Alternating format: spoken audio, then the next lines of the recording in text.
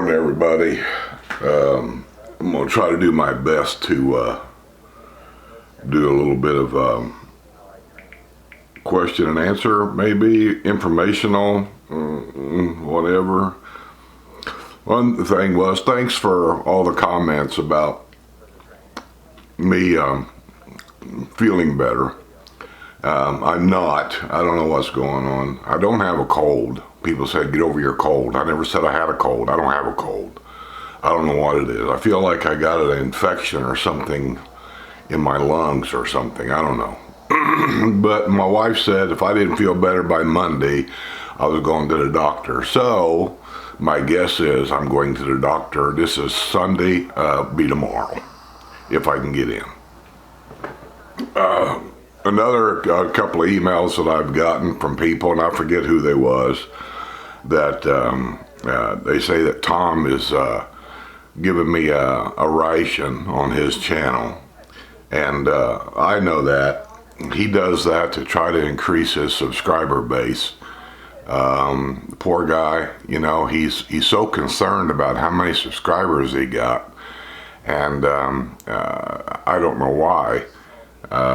He's a little jealous, I think, because if you ever notice on his channel that sometimes he'll go days and weeks, you know, to get 1,000 views on any of his videos. And a lot of the times he'll look at mine, and he's even commented that I'll get 1,000 views sometimes in just hours. Go watch Skip Smith in the Villages. Even though I have a lot less subscribers than he's got. And I told him, I said, well, the people I got are people that's they want information. So they tune in to get more information.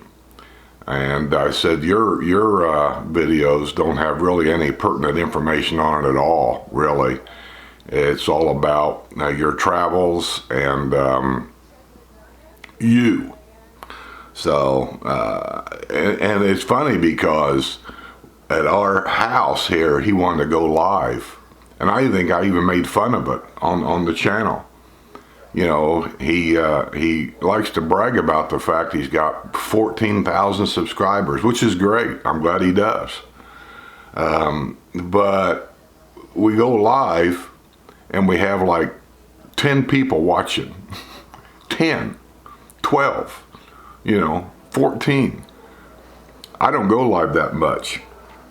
But the last time I did go live, I didn't put out a feeler. In other words, I didn't put out a thing saying, on this date, at this time, I'm going to go live. That's what you're supposed to do, but I didn't do it. I usually just go live at a whim, just to see who's going to tune in and how many. Is it worth it? You know, that kind of thing.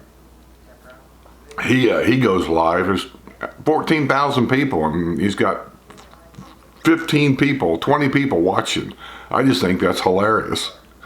That just shows me that all the other people he's got could care less. I went live with, I think at the time I went live, I just had right at 3,000 subscribers.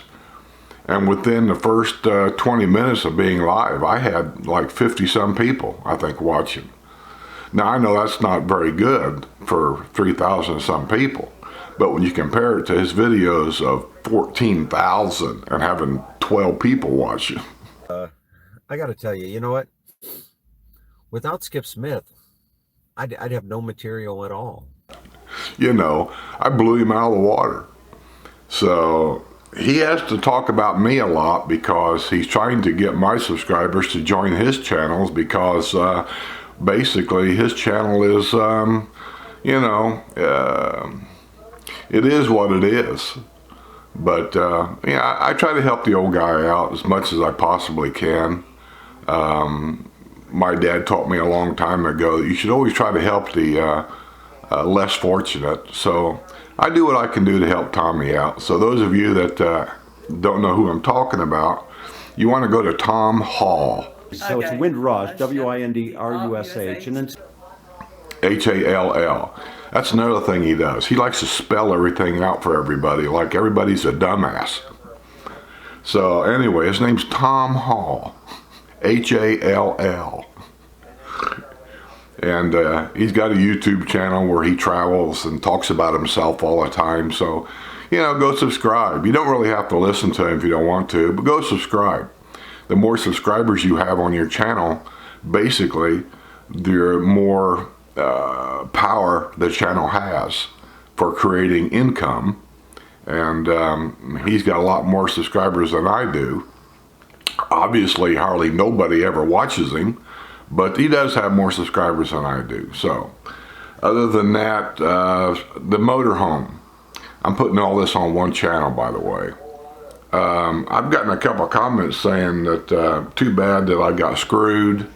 The people sold me a lemon. I don't know where you got that. You never heard me say that. This is the first time I've had any kind of breakdowns. The only other thing I've done up to this point is I've had upgrades put on it. That was my choice. I had a steering stabilizer put on it. I wanted that. Not that there was anything wrong with the steering on it. A steering stabilizer on something that big kind of helps center the steering in high winds and basically in case you have a steering flat tire also. It helps stabilize the steering. I had all new shocks put on it, extra heavy duty shocks by Roadmaster. I had them put on. It's not that there was anything wrong with the shocks that was on it. But let's face it, the unit's 14 years old. It's got 14-year technology. I was just assuming, and I don't even know this, that the shocks on this thing with only 30,000 miles was probably original shocks. So 14 years later, I'm just having them taken off and new ones put on, that's all. What else have I had done to it? Oh, I had a complete service done on it when I bought it. I don't know that it actually even needed a service, but I wanted to make sure I started off everything with a fresh service. Generator, motor, everything. I had all the electrical circuits checked. A couple of them was replaced. This was all my doing. Not that there was anything wrong with anything. Now this last trip we took, yes, a couple things popped up to slide out, which was an actuator. That's a normal problem that can pop up on hydraulics on any of the motorhomes, dump trucks, semi-trucks. These things happen. I've just never had experience with it to understand exactly what is going on. So I took it in to get that fixed. The generator acting up. Come to find out, it ended up being some kind of circuit breaker popped out on it or something, I don't know. There again, that's something that I didn't know about. So it's me, not the generator. The oil leak, that is the generator. I'm a little upset about that because I mentioned that to them a long time ago. And they just said somebody, when they serviced the generator, they spilled oil and they cleaned it up. And that just shows me that they didn't even check it out. So that kind of upsets me, that they didn't even check it out. And I've already let them know that I had it in here once and that should have been taken care of, and they didn't. But other than that, everything else is reporting back okay. They're telling me everything's fine. The refrigerator checks out fine. The air conditioner, they say, checks out fine. Air conditioner on the dash, they say, is checking out fine. It might be one of them problems where it works good today, and then maybe it won't work that great next week. I don't know. We'll just have to work on that. But air conditioning problems on the unit has nothing to do with the motorhome. That's the Chevrolet chassis. That could happen on a car, that can happen on a pickup truck, whatever. So we're working on all this stuff. This being the weekend, of course they're not open on weekends. I expect they're going to call me sometime this next week and tell me everything's done. And when I go up there, I got a couple of questions for future use. Sue and I are anxious to get in it and go again. We haven't planned on any particular place to go. There's everywhere we want to go, really. But we don't know what we want to do yet. I'm considering heading west down to Rockport, Texas. Last year, I think it was, a hurricane hit there and tore it up pretty bad. I've got a cousin that lives down there. I talk to him off and on Facebook. He'll send me a message once in a while.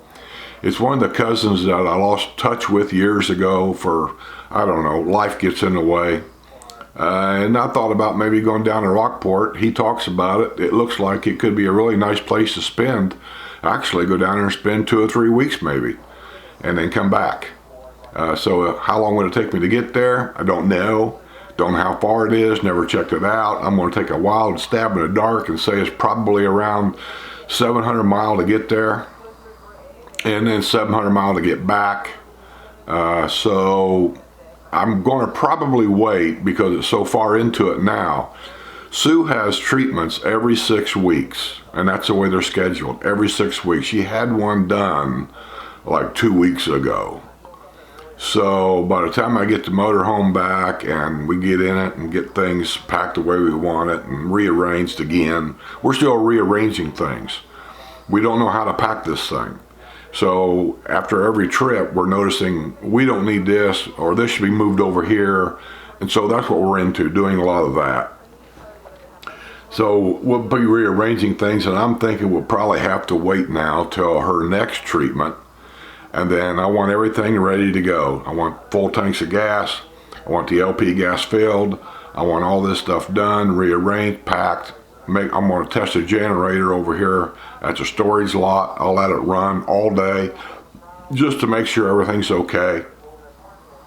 And then when I feel confident in it, then when she gets her next treatment done, I might wait a day or two, because usually a day or two after her treatment, she's a little tired. But then I'll leave it up to her. Then we're just going to get in it, and we're going to start moseying that direction. And we're going to make some stops along the way. So I haven't been posting a lot because I just haven't really felt like getting out at all. And I haven't done anything on the RV channel much because we just haven't been going right now. But we are going to go. We are going to get out. I gotta probably, like I say, after the doctor appointment and to get everything rearranged, we're both anxious to go.